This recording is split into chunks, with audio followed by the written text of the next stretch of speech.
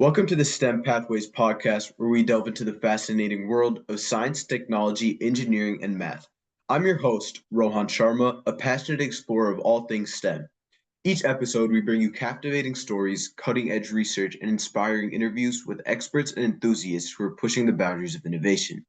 Whether you're a student, a professional, or just curious about how the world works, join us as we unlock the mysteries of the universe and explore the endless possibilities of STEM. Let's get started. Today, I'll be interviewing Gary Allen, who has a Ph.D. in plasma physics and astrophysical sciences from Princeton. How are you doing today? Hi, good, Rohan. Thank you for inviting me. Appreciate it. Yeah. So to get started, I wanted to ask you what made you choose your major and where'd you do your undergrad? Well, my major was not a major in the beginning, and it was quite a process for me getting out of high school. I didn't know what I wanted to do really, and all I knew was that it was going to be something STEM, and so I chose, Penn State, which was a publicly supported large university that had 20 or so engineering majors, and I thought, well, being undecided, I can go in there and fish around and figure out what I wanted to do. I joined Penn State as a freshman in aerospace engineering. Started nosing around, realized that airplanes were mostly fully developed. This was 1974, 1970. Airplanes are mostly developed. I wanted something more challenging and not yet done. I sniffed around in chemical engineering. I actually got into the pre-med department for a term, then went back and finally got into nuclear engineering. So decided that nuclear reactors was what I wanted to do. It satisfied my yearning to impact the energy crisis, which was really just starting to develop in the 1970s. It was about 1972 or 3 that we had the long gas lines, the oil embargo, all of that, driving inflation way high. So that's where I wanted to spend my energy, was on energy independence and nuclear energy. So that was undergrad, and I double majored then in engineering science undergrad. Engineering science is like applied physics, and that was sort of taking me a little bit to the fringe of engineering into applied physics. And then for my master's degree, I stayed at Penn State, actually got it done in 9 months because I had some of the coursework done as an undergrad. I piled up on the undergrad course, and I stayed with the same advisor I had as an undergrad, and we were doing plasma physics. So I built a plasma physics device on Penn State campus and did a thesis and the advisor, who was later became the department chair of nuclear engineering, really advised me that, hey, nuclear fusion might be the type of thing that you want. It's applied physics. It's going even beyond nuclear fission, which was already, in my mind, becoming like airplanes. It's all been done and figured out. And so I was really attracted to nuclear fusion.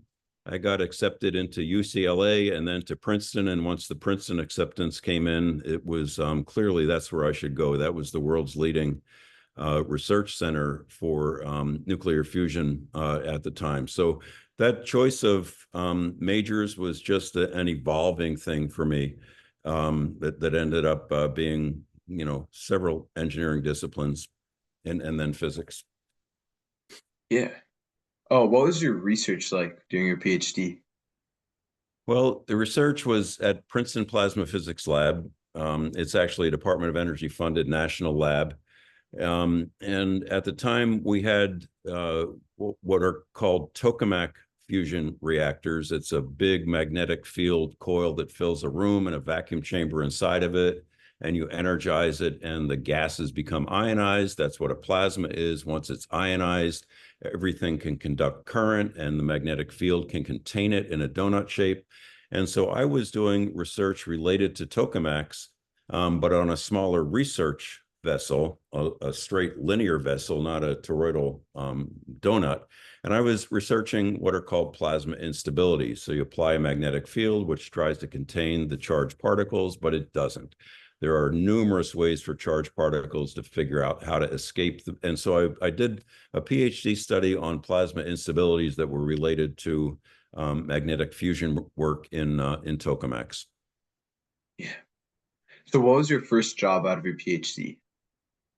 Well, I wanted to continue in nuclear fusion. It was really a hot topic at the time. I graduated in December of 1980 from Princeton.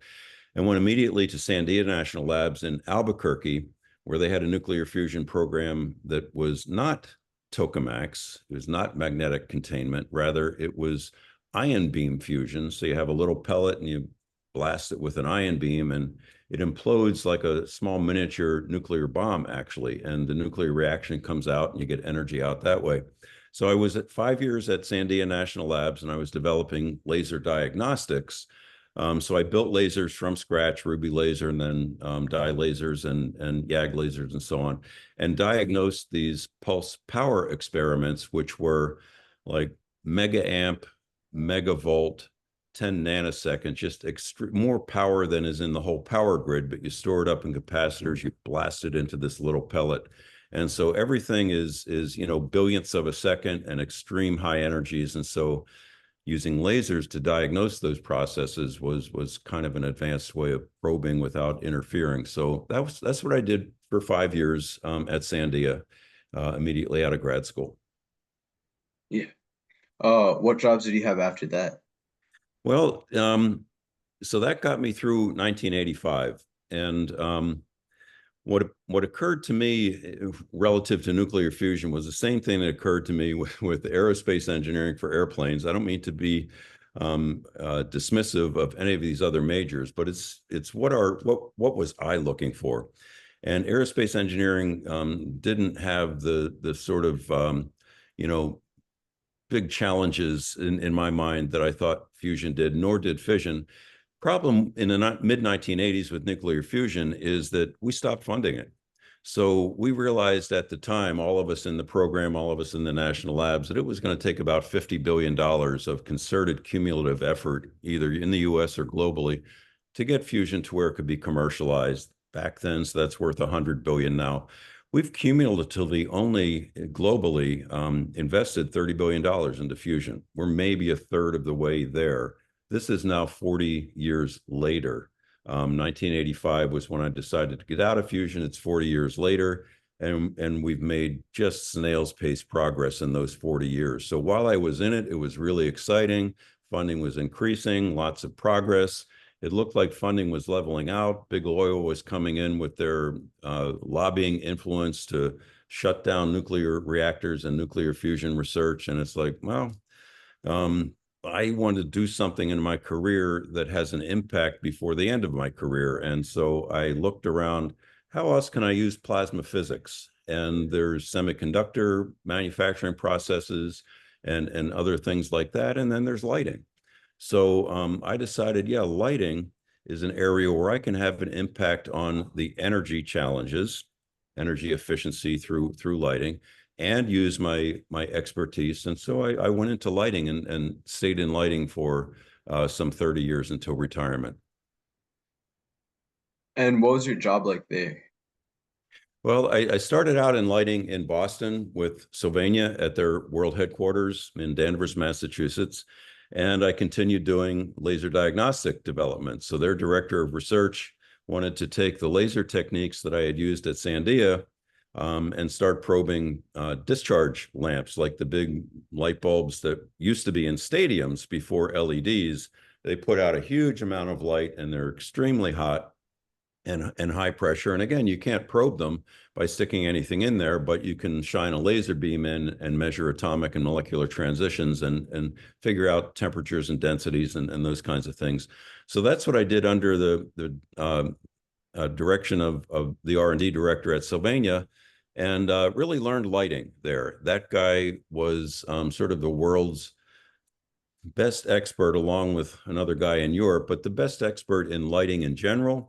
And he took all of the new employees through a rigorous 2-year course of learning lighting fundamentals and all of that. So I really learned lighting from first principles and was really grateful for that. So, in 2.5 years while I was there, became a pretty well-grounded lighting expert.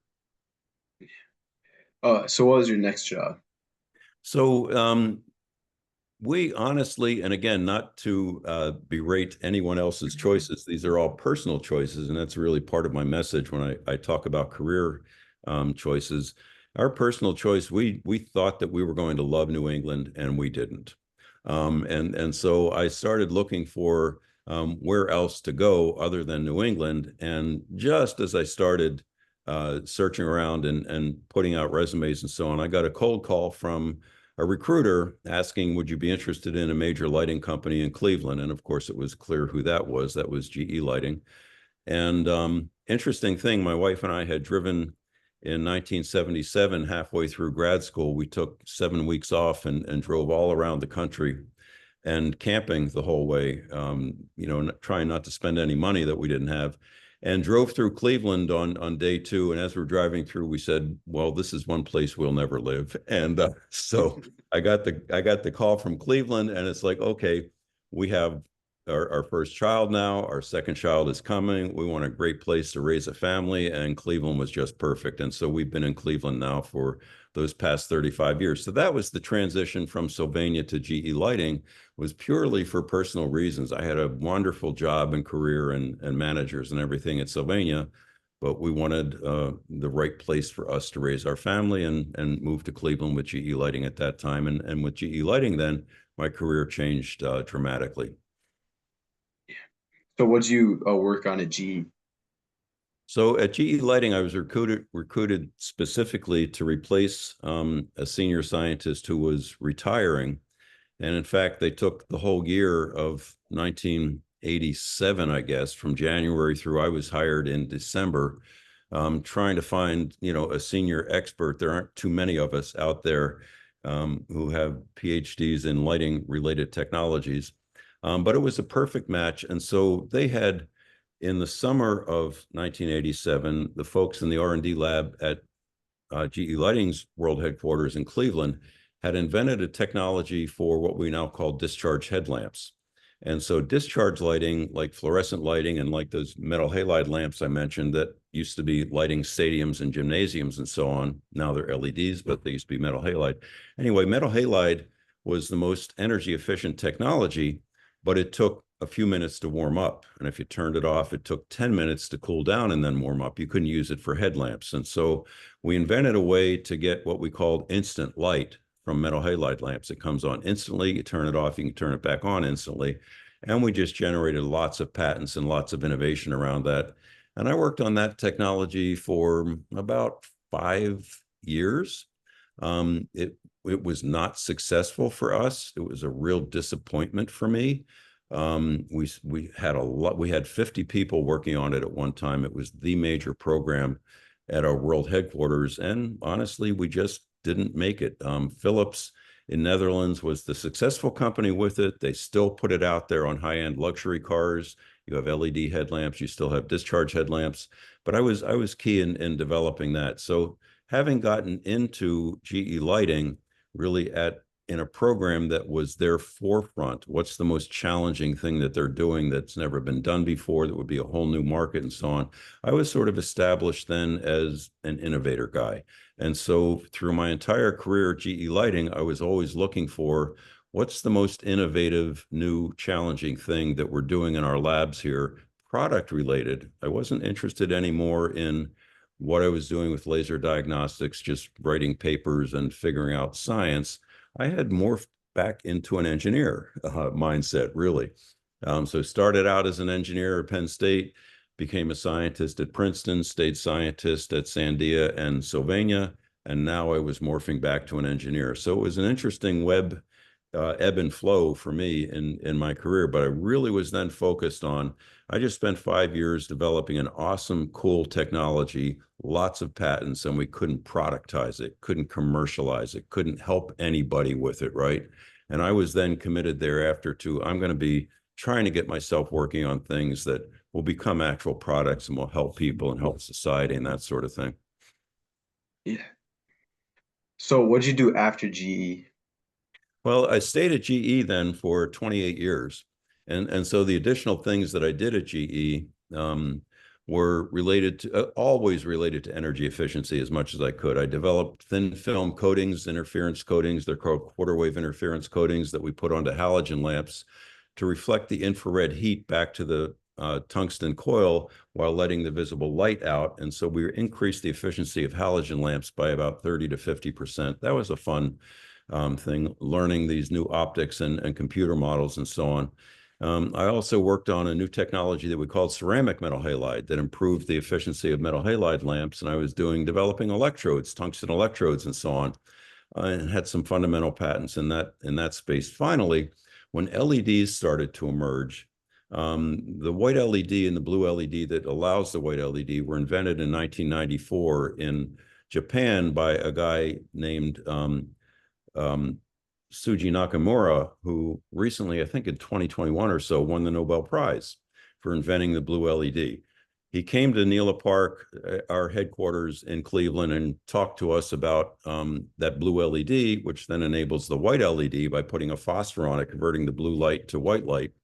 And it was just the most exciting thing ever in lighting. So all of this experience in discharge lamps, fluorescent and metal halide and high pressure sodium, that had been the world's most efficient lamps. Now here comes LED that promises to be the most efficient lamp. But oh, by the way, Gary, we don't need any of your plasma physics expertise because this is solid state lighting, right? Nonetheless, I dropped everything I knew about discharge physics and discharge lighting, and I hopped on the LED bandwagon. And so I spent then the last 10 years of my career at GE Lighting, really becoming an LED lighting expert. And in fact, I brought sort of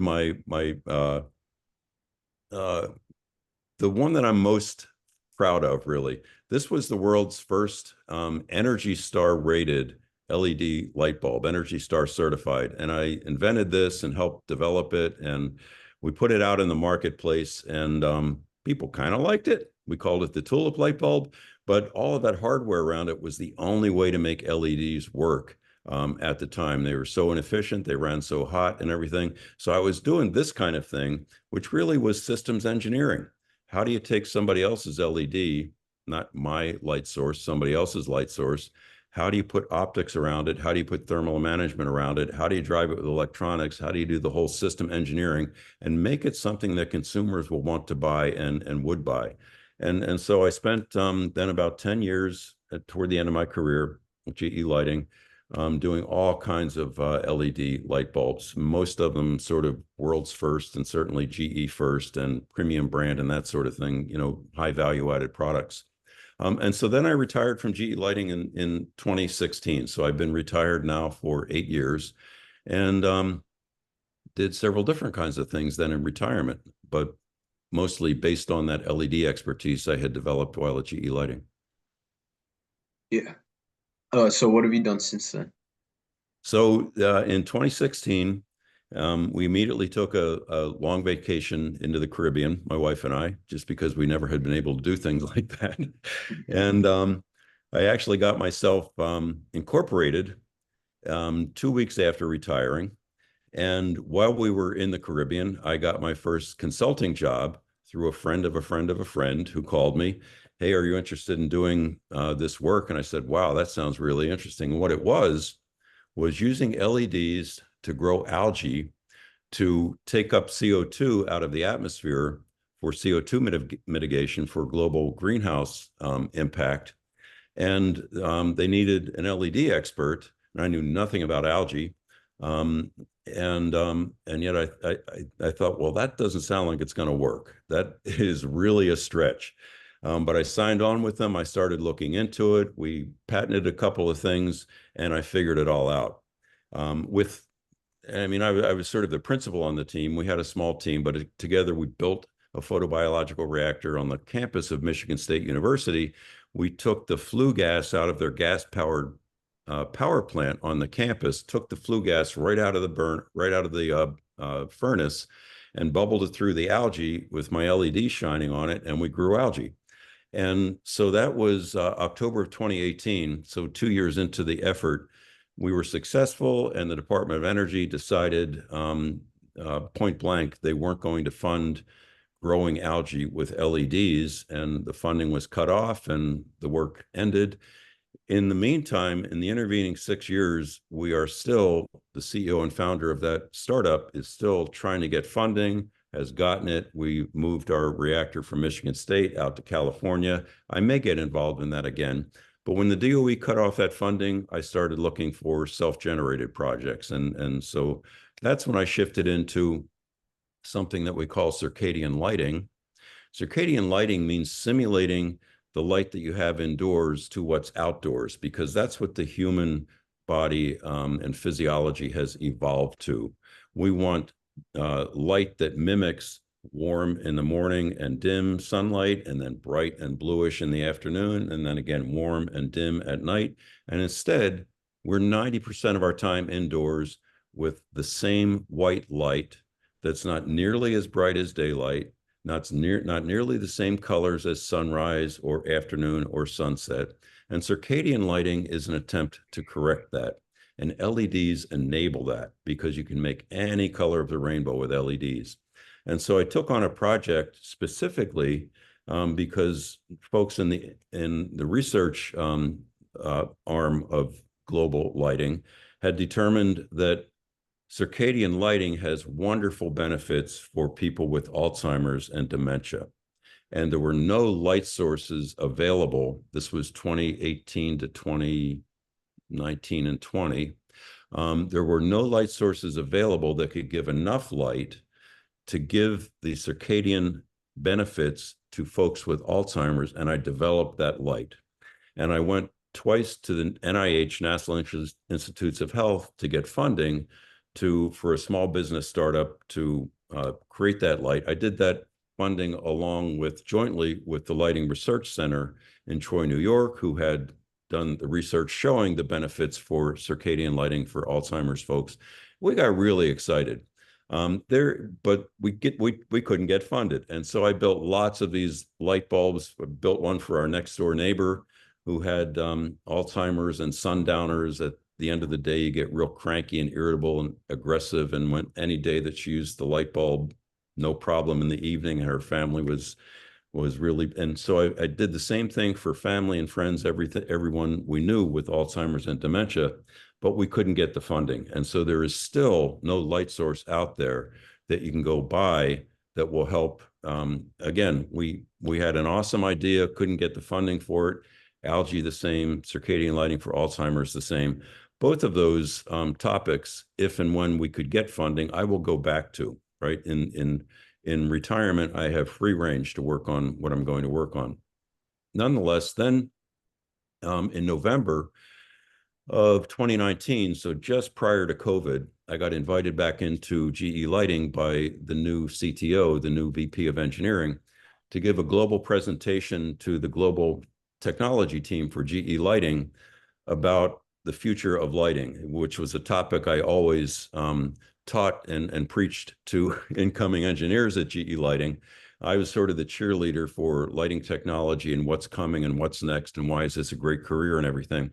And so I gave that pitch, a 90-minute pitch to the global lighting team about where we are in lighting, where we're going, why it's a great career, what to look for, and those kinds of things. At the end of the talk, the CTO came to me and said, "We'd like to hire you as a consultant to come back and work on this technology that I had worked on and patented and invented 2 years prior to retirement, which is called UV disinfection." And that takes LEDs that are in the ultraviolet, that is non-visible, higher energy than any of the red, green, blue that we have invisible. Ultraviolet is higher energy, and it can kill germs. And the interesting thing that I discovered that folks hadn't written about or patented or published was that you can kill germs with these new UV LEDs at a level that is safe for human exposure. So you can shine the UV directly onto people in the entire room, kill the pathogens that are in the room without harming the people. That was worth several patents. We actually created a product line of 7 different products and put it out there for surface disinfection, primarily for hospitals and what we call healthcare acquired infections, MRSA, C. diff, and so on, that are killing 70,000 people a year. So we developed that technology before I retired. CTO asked me to come in November of 2019 and continue developing that technology. 2 months later, COVID hits. So I then invented another technology using higher energy LEDs that weren't available in 2014-15, but were becoming available in 2020. They're called UVC LEDs, a bunch of patents, and we came out with 2 products through GE Lighting for killing now viruses in the air, not just healthcare acquired infections on surfaces. So now we had UVA and UVC technology, and I worked for 3 years under contract with GE Current developing that UV disinfection technology. We thought it was going to be pretty successful with the COVID outbreak, that folks in hospitals, people in fitness centers who were losing customers left and right, nursing homes where people were dropping dead left and right from COVID. And we just couldn't get any traction selling those UVC products. We sold a bunch of them, but not enough for a big entity like GE Lighting, who needs to have a big impact and fast, right? They're not going to sit around waiting like a startup. So long story short, after 3 years with GE Lighting, I developed relationships with other folks, and I'm now consulting with 3 different startups and talking with a handful of others. And we have products coming out and products that are out using UV disinfection. And in fact, a primary accomplishment that we had was it took us 3 years from mid-2020, beginning outbreak of COVID, to end of 2023. I convinced, basically, I was the only technology person on the team, convinced the FAA, Federal Aviation Administration, to approve our UVC disinfection for all US commercial aircraft. And so we have FAA approval. We now have to go through airlines who is going to want to do this in the best interest of their flying public, whereas they have to spend some money. They're very reluctant. But I showed to the FAA and proved to them in a 100+ page document that has now been peer reviewed and will be published next month that we were losing 10,000 people a year during COVID because we didn't have UV disinfection on aircraft, and that this death rate is on your hands, airline industry, right?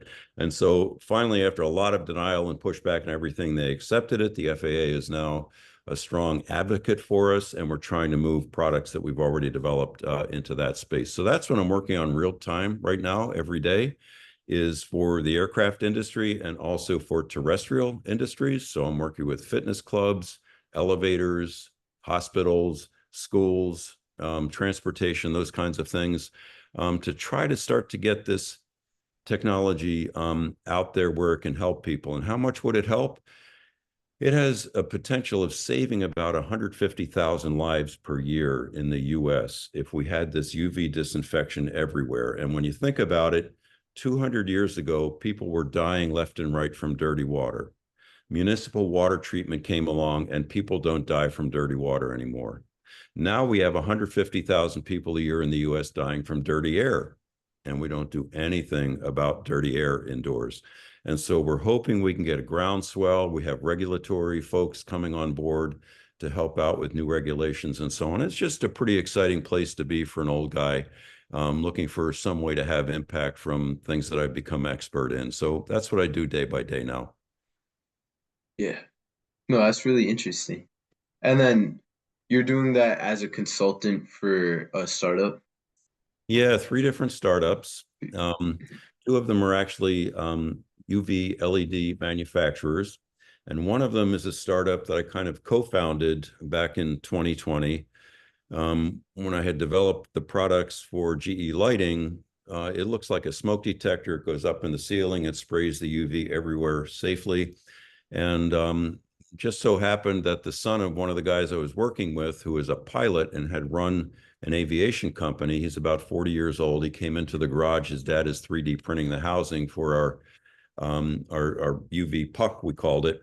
And the son asked his dad, what's he doing? His dad told him, and the son said, well, that should be in every airplane. And so mid-2020, he and I started doing this startup, which ended up in the FAA approval to put him in airlines. We've developed 2 products. And so that's the third startup. I'm working with 2 UV LED manufacturers and then that aircraft UV disinfection company. Yeah. Moving on, do you want to pull up that presentation still, or? Yeah, let's see if we can share that. And how much time would you have left then, Rohan? Probably like 10 minutes. Okay. Yeah, so tell me if you see it. I do. You do? Yeah. Was that a do? Okay. And so let me go to full screen. Sorry, I'm on the wrong page. So up here, this was a presentation Rohan knows that I delivered to a class at Appalachian State University in North Carolina in November of last year at the invitation of Jim Dakin, who did this podcast with Rohan just a while ago. Jim and I were both PhD physicists at GE Lighting. We've been friends and colleagues for decades. Jim invited me to give this talk at Appalachian State. The topic nominally was this disinfection using UV, but I offered to Jim, I have lots of pages that I used to put in front of incoming engineers at GE Lighting about career choices, and everybody always seemed to enjoy that topic. So Jim, do you want me to share that with your students? He answered yes. And so this is what I showed to the Appalachian State folks. And my point was that I made all of these, I described to Rohan my sort of random walk, if you will, through technology. I did not go into college thinking I'm going to be this, do this, be there, and so on. And the reason is I grew up in a steel mill town outside of Philadelphia, and virtually everybody, there were no professional role models. There were no, apart from maybe teachers, but there were no professionals, even engineers, doctors, scientists in that town to say, okay, that's my role model. In fact, I worked summers in the steel mill to pay for college. So my interest in the 60s, as I'm growing up, I had a girlfriend. I spent a lot of time with the girlfriend. I spent a lot of time playing sports. I spent a lot of time working and saving for college. And I was really curious about how the universe worked, but I had no idea what I was going to do with my life, right? So this situation for me not only allowed me, but required me to define my own path. So I go off to Penn State, and through the 70s, what am I doing? Where are my interests? Where is my time? I have the same girlfriend. We're now married and we raised a family. So that was a constant and well worth the energy that I spent, right? But I'm also developing interest in, as I mentioned, sustainable energy, nuclear fission, and then fusion and energy efficiency, which took me into lighting. And so I'm basically just following my nose. I had no idea where it would go, but here's the theme, and I'll show you that in, I think it's the next page. The theme for me was self-actualization. And I didn't know those words at the time, but in retrospect, that's what I was doing for myself. I wanted to become my best self and to be satisfied with that. And I figured out kind of early on that the way to do that is to focus on your values and not your goals. So I'm not going to be the VP of engineering. I'm not going to be the CEO. I'm not going to be an entrepreneur that does a startup. These are goals, right? You either make them and you're happy, or you miss them and you're dissatisfied, right? I just basically intrinsically felt like, no, I'm going to follow my values and see where that takes me. And so here's something I only saw recently in life, well, 20 years ago, but that's recent for me, is this Maslow's hierarchy of needs. And by the way, I showed this in a TED Talk that I did in April of 2013. If anybody wants to go watch the TED Talk, it was called A Lighting Revolution. And it was a TEDx talk in Cleveland. And I showed this Maslow's hierarchy of needs. And it starts out with, at the bottom of this pyramid are the things that we do to survive. And then next up, love and belonging, self-esteem. You don't need these things to survive, but this is how you enjoy life, right? This is what we all aspire to. And then something I hadn't realized until I saw this pyramid is at the top, there's this thing called self-actualization. And I realized that's what really was always most important to me. Act and, make choices based on your morality. Go after what you can do creatively. Don't be stuck on here's what I have to do because here's what's next, right? Spontaneity. Experience purpose. I'm not sure what they mean by that word, but for me, it was that the purpose of doing what I'm doing is for the experience. It's like enjoying the process as opposed to enjoying the end goal. Enjoy what you're doing every day as a process to get where you're going, right? So those sorts of things made sense to me. And I just challenge the students as I'm going along, both the engineers at Lighting and when I give this talk elsewhere, and I've done this kind of talk for recruiting on college campuses and so on. Are you doing what will help you to reach your full potential? Not what your parents want you to do, not what some, teacher wanted you to do, is it going to be right for you throughout your life? So how I ended up in lighting, here are the values that I was using as I made my choices. I already discussed this kind of stuff. My choices, my value orientation while at Penn State was, where's the technical challenge? What's going to be really cool for me to do, right? Then in my career, I'm spending 35 years applying myself. I have an expertise that I had a lot of invested time in. I want to amortize that investment. I spent 35 years in plasma physics, and then plasma physics goes out of vogue because here comes LEDs, and I abandon my expertise and rediscover myself basically, and start doing LED innovation at GE Lighting for the last 10 years or so of my career. And it was a fresh challenge for me. That's why I really loved it. And it had the biggest eco impact, which was always interesting to me. And then in retirement, I've mentioned to you, it's self-generated innovation. It's not what my boss or my business needs for me to do.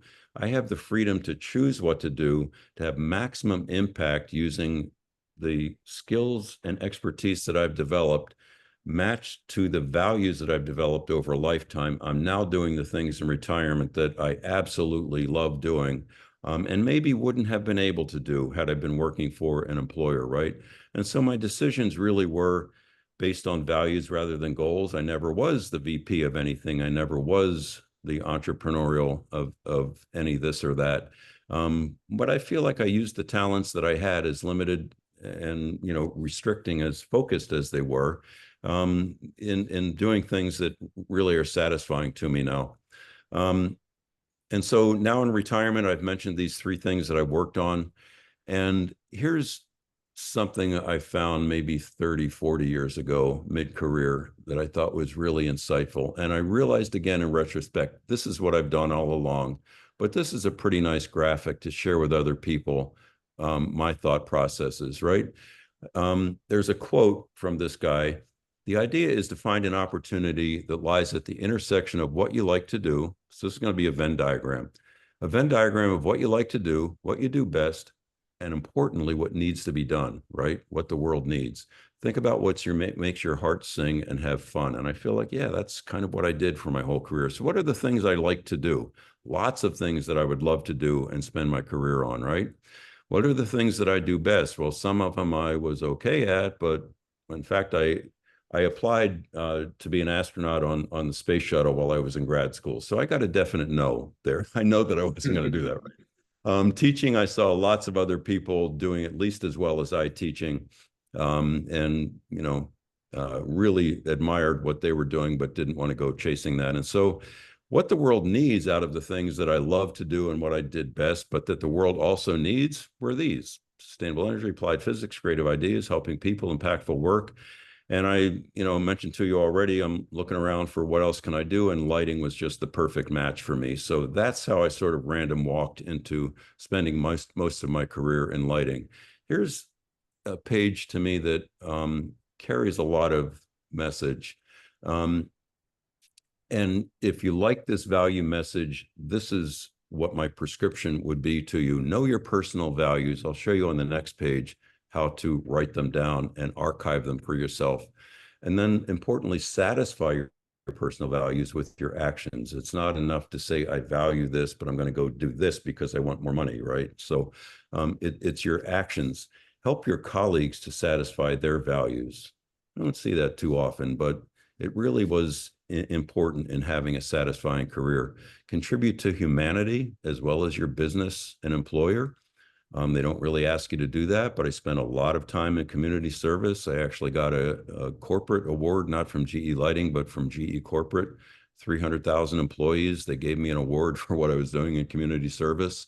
So I made that a really important part of my career as well. And look for and enjoy the beauty in your work. And I can hold this up again. It's beautiful to me, that light bulb that I developed, maybe not to everyone else, but I really felt I was living inside that product. I was that product. I really felt the beauty and the significance and the impact. I'm not working on something at arm's reach. I get really totally embedded in it, and appreciate the positive impact of your work on our world.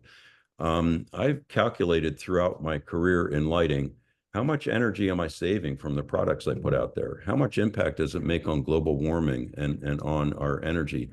And it's infinitesimal, right, in the overall global scheme of things. But for a person, it was big, and it made me really satisfied with what I was doing. So appreciate the impact that you're having. Deliver results, whether you're in an academic environment, um, um,